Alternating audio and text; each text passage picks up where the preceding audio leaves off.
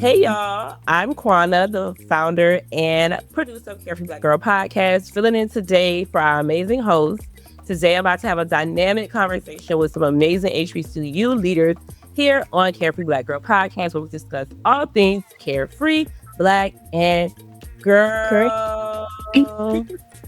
So, Carefree Black Girl Pod. Today, I'm joined here by some dope HBCU leaders, Courtney and A'Miya. From the practice field to real life, Courtney and A'Miya share how leadership and being part of HBCU tradition shape their work ethic, style, and how they navigate campus life. They also want to come here today on Carefree Black Girl Podcast and talk about what it means to be an HBCU leader and how that is going to shape the future. All right, y'all. We got my girl Courtney. We got my girl Amiyah. Go ahead and introduce yourselves a little bit for the listeners of Carefree Black Girl Podcast. Okay. Starting with you, Amiyah. Hey, everybody. My name is Amiyah McKenzie. I'm from Detroit, Michigan, and I am a recent graduate of Clark Atlanta University with my degree being in business administration with a concentration in management. And I also served as the Silver Breeze captain for the 2025-2026 academic school year. Hey guys, my name is Courtney. I'm a junior criminal justice major with a minor in biology, and I'm from Savannah, Georgia. Currently, I serve as the junior class secretary. I'm also a vet on the Silver Breeze flag line as well. So this is my second year on the flag line. I'm also currently a campus ambassador, so I give tours on the school campus, and I also am a president ambassador as well. So a lot of hats at Clark Atlanta University, so I'm very eager to talk about them. Okay, we love to see it. Okay, leadership. We love to see that. Y'all better do y'all big one. Okay, so we got some amazing people on the podcast today, y'all. So we just gonna dive right into it. So on the 2.0 episodes, we keep it pretty brief. We keep it cute. So we'll start off with a main topic, and then we'll play some games to get to know more about y'all. So today, y'all, we're gonna kick it off with a 2.0 question. It's called Leading the Legacy. What HBCU leadership looks like now. So while we think about HBCU leadership and the things that you all have done on campus, talk about briefly what you do and what made you realize you were a leader. I'm gonna start with you, Courtney. Okay. So, like I said before, I do have a lot of leadership titles on campus. I first started out running for Miss Freshman. I actually came runner up, so that was my first step into leadership. I did a whole campaign and everything, and so that's how I was able to gain most of my friends and get to know everybody on campus. So, yeah, that's kind of how I started my leadership journey. And then as I matriculated, I just told myself I'm gonna just do whatever, trying to do whatever I can on campus. And so that's what I did. I joined the band. I was an ambassador, and I'm part of Alpha Phi Sigma, which is a criminal justice honor society as well. I'm part of Tau Beta Sigma, National Honorary Band Sorority Incorporated. So yeah, I just make sure that I'm able to put myself out there and yeah. What about Okay. you, Amiyah? Honestly, I would say I first realized that I'm a leader making the decision to move 600 miles away from home, like taking the lead and taking that jump and going. I'm a first generation college student, so I am my senior year of high school, I would say my senior year of high school, I kind of talked to all my friends, and I just kind of got a gist of what see what they wanted to do after graduation in high school. And everybody really just wanted to stay local, or in Michigan, we have a lot of plants. So a lot of people go to plant jobs. So I'm like, no, I want to do something different. I want to see something different. I don't know what I want to see, but I know it's not in Michigan. So I was the only person in my class. I graduated in 2021. I was the only person in my class to move out of state and go to a HBCU. So from that point on, I said, if I can do that, I can do anything. And that's when I found out I was a leader. I was able to, do that. Okay, so going to a place like Clark Atlanta University, how did that help you shape who you are as a leader? Because I'm a alumni of Clark Atlanta, and you get there, you see so much different diversity, so many different types of Black people. I know it can be intimidating. What was the thing for you that made you say, like, okay, I can do this? Was it what you came in with, or was it something you saw on campus? Were you inspired by something? Anybody could start, whoever feels. Honestly, it's what connections you make So, like, being somebody that didn't know anybody from Atlanta, no family and anything, you have to put yourself out there to see, what leadership style you have and how you can like go about things. So I know for me, I was very like reserved into myself. I mean, if we want to be 100% honest, I didn't want to transfer from Clark my freshman year. It was my first semester. That's because I didn't put myself out there. I didn't go out to go to Mhm. events on campus. Like I just sat in a room. So it's just like, how do you expect to go to experience anything or to know who you are now in this stage of your life if you're just sitting in your room? So it's really just about, I would say for me, experiencing things to figure out what kind of leader you are. Okay, I know I don't like this, so we're going to take this approach next time. I love that. But I'm not gonna lie, I had moments like that where I would just sit in my room. I was in marching band from my freshman year. I was literally captain from freshman year. But Wow. it was times where like when band season wasn't around, I would do that. And I would feel what you said. I had moments where I'm like, girl, I need to get out and do something else. So what is it? What about you, Courtney? Like, what was the moment at CAU where you was like, okay, I'm gonna do this stuff? I mean, you answered it a little bit briefly earlier, but were you just coming in like, okay, I'm gonna do everything, or was it like, okay, girl, I can't be on the fly on the wall today. Today is it. They got number one. Where was that moment for you? See, for me, I went to a predominantly white high school, so I wasn't around a lot of that culture. I wasn't used to that. So when I stepped foot on campus and I was able to talk to different people and I was able to see like people telling me about campaigning and people all the different leadership things I can do, I didn't do none of this in high school. Like the most I did was secretary of a book club. So I was like, I need to be more experienced and gain my leadership skills here at Clark, and that's what I wanted to do. So I made sure that I just put myself out there, and I think yeah, when I stepped foot on Clark, I was like, yeah, I'm gonna have to, I want to do something here. I want to make my mark here. So that's what I plan on doing. So yeah, I think that's how I started. Okay, cool. So speaking of leadership, we already there. So what is the hardest lesson that you learned as a leader so far?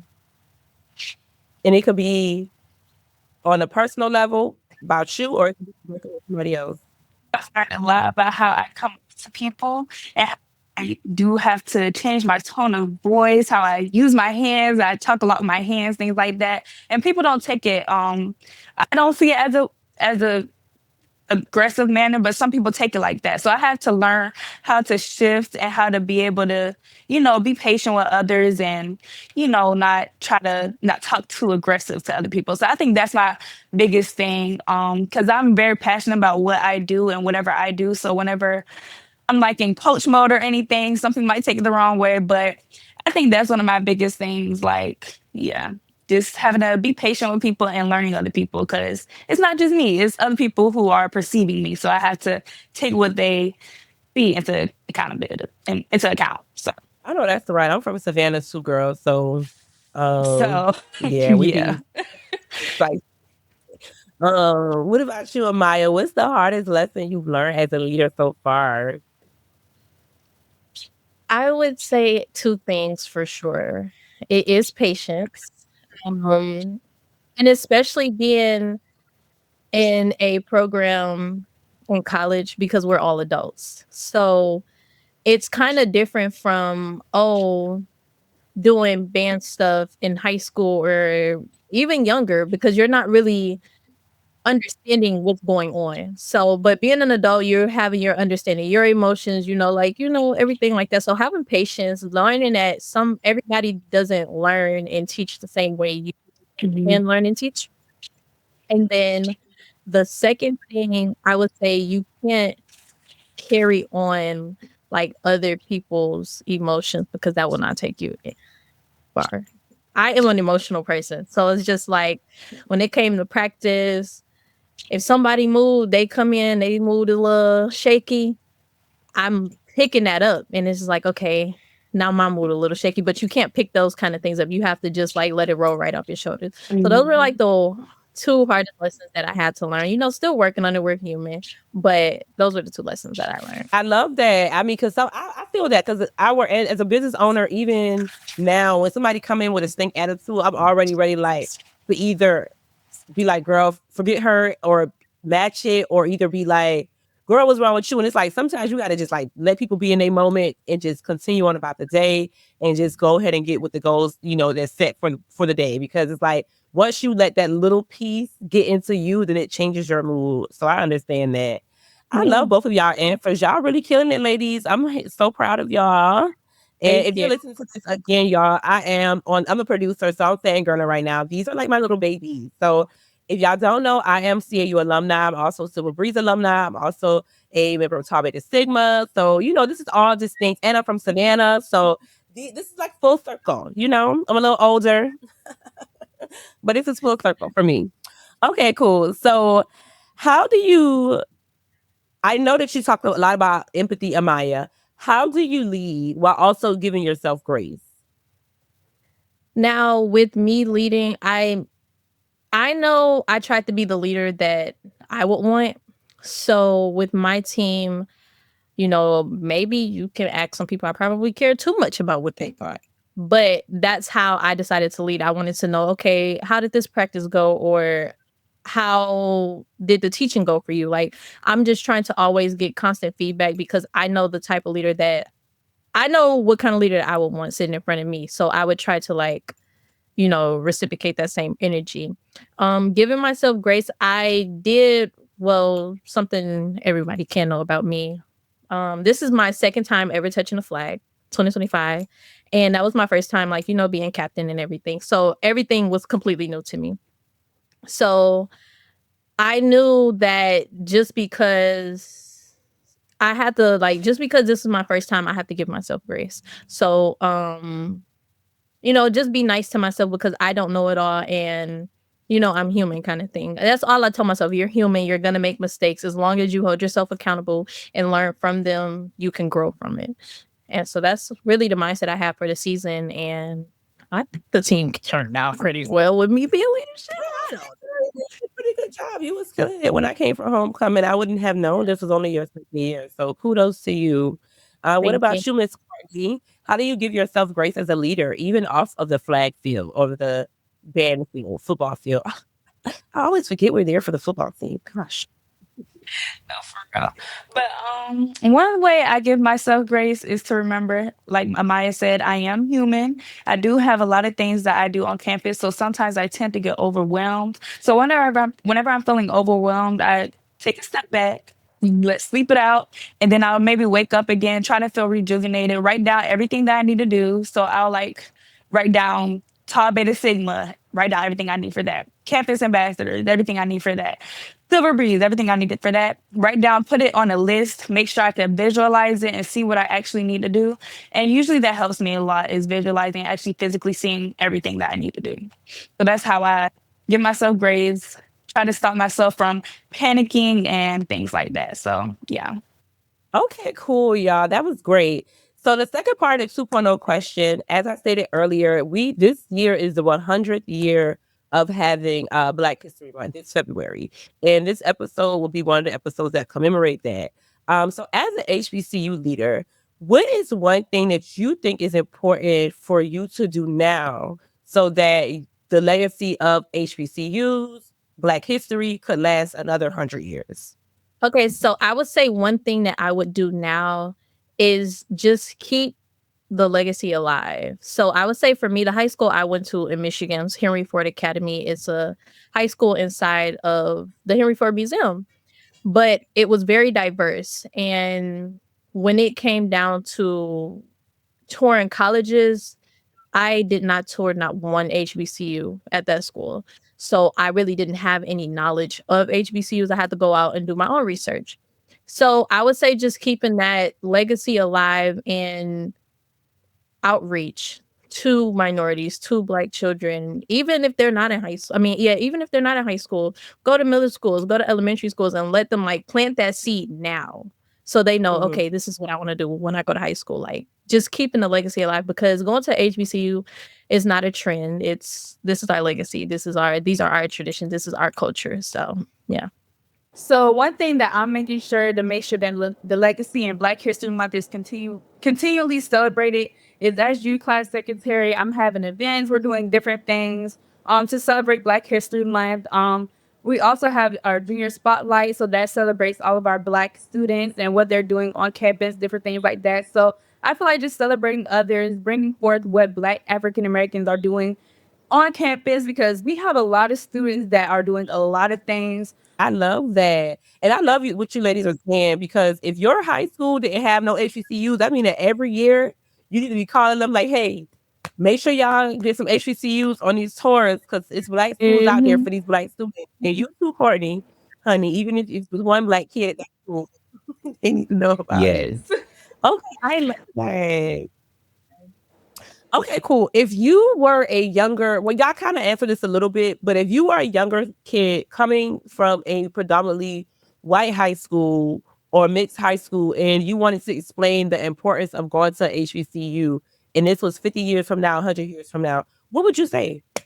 Since I did come up from a predominantly white high school, I would just tell them it's a culture shock. You have to. I even have my brother. I'm forcing him to go to any HBCU. No, it doesn't even have to be Clark, because I just feel like having that opportunity to go to an HBCU, to see the different culture, to see people who are like minded with you, it's an amazing experience just to be around everyone, because you're around future leaders as well. You're around future lawyers, doctors, different things like that. So Mhm. the connections you make as well is amazing. So I would just express how much going to HBC will help you in the long run. So yeah. I would tell them a lot of the leaders that they do learn about in school, W.E.B. Du Bois, Martin Mhm. Luther King, you know, they've come from HBCUs. They've taught at HBCUs. They shared their knowledge, like not only that their legacy is in these school books that you have right now, but their legacy is all over. It's at every HBCU. It's everywhere. So it's just like it doesn't stop here. Cause I know my sister, she is 14. She has this thing with she loves Rosa Parks. So it's just like with her, I know like there's more to learn. Like, okay, it's not just Rosa Parks. Go to HBC, you're gonna learn a lot more about, the rich history of African Americans and the leaders that we have. So it's just like that's where I would start. Like, it's more, it doesn't stop where the lesson stopped at school, in middle school, in high school kind of thing. I hope that answers.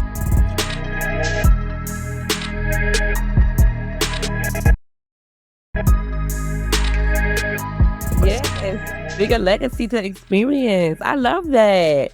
Okay, so we're gonna switch gears here. So at Carefree Black Girl, we play a little games on the 2.0 episode. So this game is gonna be a game of who said that. All I'm gonna say is I'm gonna read a quote, and y'all gonna have to try to guess who said it. Most of these people are gonna be historical figures, and I'm gonna try to give y'all some clues. But yeah, I'm gonna try. So these people were leaders at they're Black people. Everybody's Black. So these people were leaders when they were youth. All right.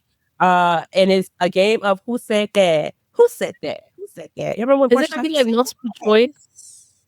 no, girl, you supposed to try to guess. I could give you a hint. Okay. I'm bad with they. We got to see how this go. But this is the time to call in TBS sisters. So I many Sigma girls come in the back and help her out. Okay, so the first quote is faith is taking the first step even when you don't see the whole staircase. Uh-oh. I like that. I might have to write that down. Can y'all guess who said that? I'll give a hint. It's a male from the I'm gonna go with AUC. Martin Luther King. Yes. Okay, because I couldn't say birthday because I knew it would have been too easy. But yeah, Martin Luther King. Okay, so these next two, I'm gonna give y'all a slight hint. These next two are gonna be women, Black women. All right. Quote number 2. If there's a book that you want to read, but it hasn't been written yet, then you must write it. Is that Maya Angelou? Close, but not quite. Not Maya Angelou. Oh, jeez. Okay. We're going balls. All Tony right. Morrison. Yes, you said it That's the first time. You were yes. If there's a book out there that you want to read and you haven't read it yet, you must write it. Okay, so the last one is pretty simple, and actually, this last quote has been quoted by two people. So again, one of them, we've said her name already in this conversation. It goes, "Turn your wounds into wisdom." Maya. No. Oh. I was say we said her name. Oh, Rosa Parks. I'm trying to think of who names we just said.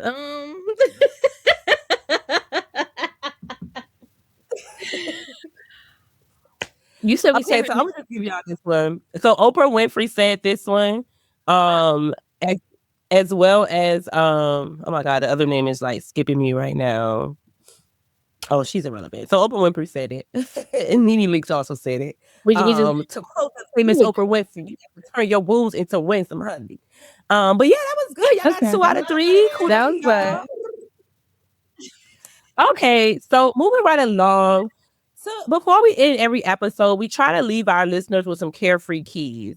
So because you ladies are HBCU leaders, what is one key that you would equip yourself with coming in your freshman year? Okay, so one thing I would tell my freshman self is that just just do it. Do it like Nike. I would tell them just try out for whatever you see, whatever you see. If you're interested in it, I would just tell them to try out because the worst they can say is no. And I've got my fair share of no's. And look at me now. I'm still flourishing and still doing the best that I can. And I'm pretty proud of myself to where I've come. So I would just tell myself to just do it. If you see it's something that you want to do, go ahead and just do it. All right, Miss Amiyah, what's one key that you would equip a freshman with? Whether it's somebody like you or somebody.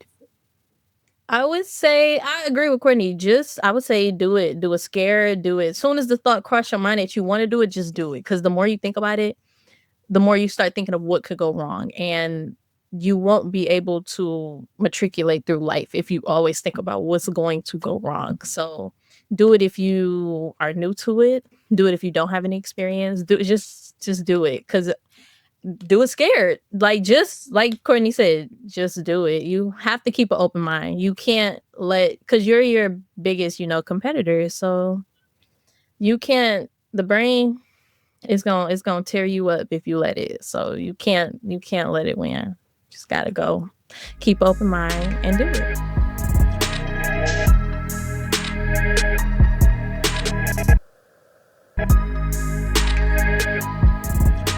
All right. So, in closing, y'all, this has been an amazing episode featuring some amazing HBCU leaders who continue to shape culture and define who we are as a community. This year, we are celebrating 100 years of Blackness, and people like Amiyah and Courtney are going to be the ones leading the charge. If you're listening to this episode, make sure you all follow them. Amiyah, where can we follow you? You can follow me on Instagram, TikTok. I think those are the same two usernames. It's Maya Milan, MIYA MILANN. And, any of my girls, guys out there want to go to HBCU, thinking about Clark, thinking about the band, reach out. I'll send out some information. And yeah, I hope you all enjoyed having us on the show. All right, my girl Courtney, where can we find you, Miss Courtney? And if you want to find me, like Amiyah said, my TikTok and Instagram is the same. It's Pretty Court. It's PrettyCourtt. And then it's a dot underscore in there too. But yes, that is where you could find me. And if you want to go to Clark as well, you should definitely follow Clark at CAU 1988. And yes. And if you have any questions, I'm always free to answer any. I'm always available as well. So, and I love mentoring people as well. So, for real, if you want to come to Clark Atlanta University, I would love for you to mention me, talk to me about it. Okay, so before we wrap it up, I do want to shout out the best band. Um, if you are a musician, a dancer, flagger, interested in anything of that nature, follow CAU bands. We actually have a high school band camp coming up in June. So just follow the page. And if you have any questions, you can contact me, Courtney, or you can contact the band page and let us know. I hope to see you all there. Yeah. Okay, and I think the band page is CAU Bands, right? Yes. Okay. bands, the band page, if you are anybody interested in joining the band or interested in just being around and in the know. Again, y'all, this has been an amazing episode of the Carefree Black Girl podcast. I'm your producer, Quanna, signing out. Make sure you all follow us at Carefree Black Girl Inc.